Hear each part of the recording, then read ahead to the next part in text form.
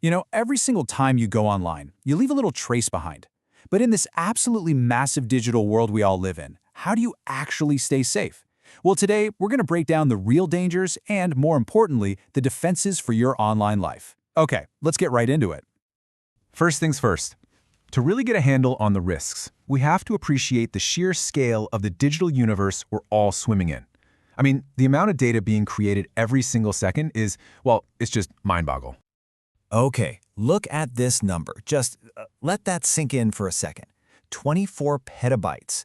According to the research we're looking at, that's how much data Google processes. Not in a year, not a month, every single day.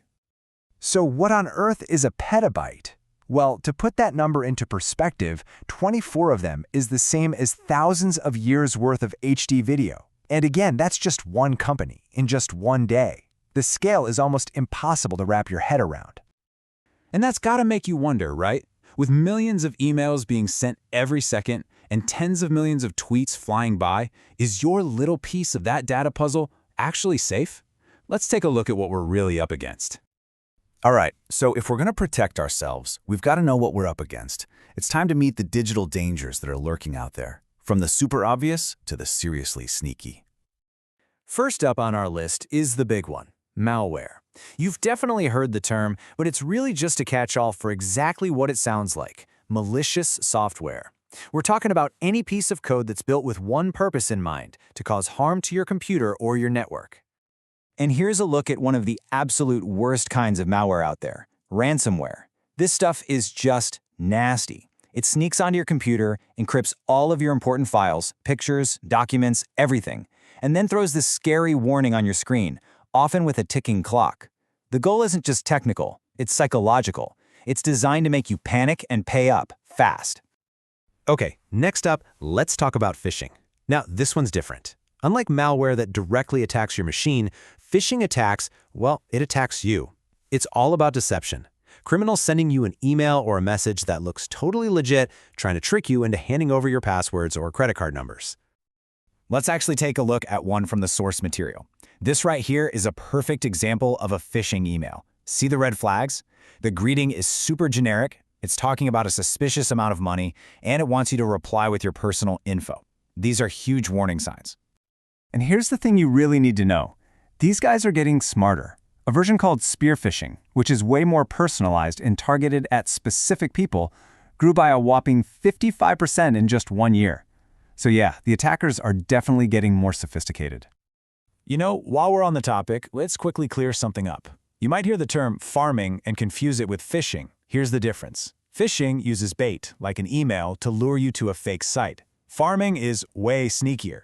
It messes with the internet's traffic system to send you to a fake site automatically, even if you type the address in perfectly. Okay, that's a lot of scary stuff, I know. But enough about the dangers. Let's talk about how to fight back. It's time to shift gears and start building your own personal security toolkit, packed with the shields you need to stay safe out there. So, what exactly goes into your digital self-defense toolkit? Well, the good news is the most effective tools are actually pretty simple, and you can start using them literally today. Let's start with the absolute foundation of your online security. It all starts with your password. Think of it like the lock on your front door. A strong one has 5 key ingredients. It's long, more than 8 characters. It's complex, a mix of letters, numbers, and symbols. It uses both uppercase and lowercase. You change it on a regular basis, and please, it's not an obvious word or date. And hey, if you're thinking, is it really that important? Well, get this. In 2015, 2 of the most common passwords were 123456 and, you guessed it, the word password. So rule number 1 is just don't be that person. That's like leaving your front door wide open with a welcome mat out for thieves. All right, next tool in the box, a firewall. And the best way to picture this is to think of it like a bouncer for your computer network. It stands at the door, checks the ID of all the data trying to come in or go out, and if something looks sketchy, it gets denied. Simple as that, but so important. But you know, all the tech in the world can only do so much. Your best defense is actually you. It's your behavior. And you can boil down the most important habits into this simple little mantra. Zip it, block it, flag it.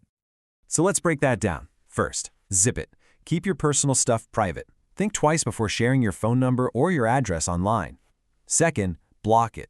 If someone's being a jerk or making you feel weird, you don't have to engage. Just block them. End of story. And third, flag it. If you see something that's upsetting or just wrong, report it and tell someone you trust about it. Okay, so we've talked about the dangers and we've talked about the defenses, but let's zoom out a bit. What's the big picture here? Let's talk about the final piece of this puzzle, which is really about living smarter online for the long run. You've probably heard this term before, your digital footprint. Basically, it's the trail of data you create online. And here's the crucial part. A lot of what you put out there can be recorded and stored, pretty much forever. It all comes together to create a lasting impression of who you are. And that really brings us to our role in all this. We're not just, floating around online by ourselves. Seeing a report abuse button isn't just a function. It's a reminder that we are all part of this digital community and we all have a shared responsibility to help keep it safe. So as we finish up here, I want to leave you with one final thought, one big question. Your digital footprint can last a lifetime. What you post today could be seen by a future boss, a new friend, or even just by yourself 10 years from now. So the question really is, what do you want yours to say about you?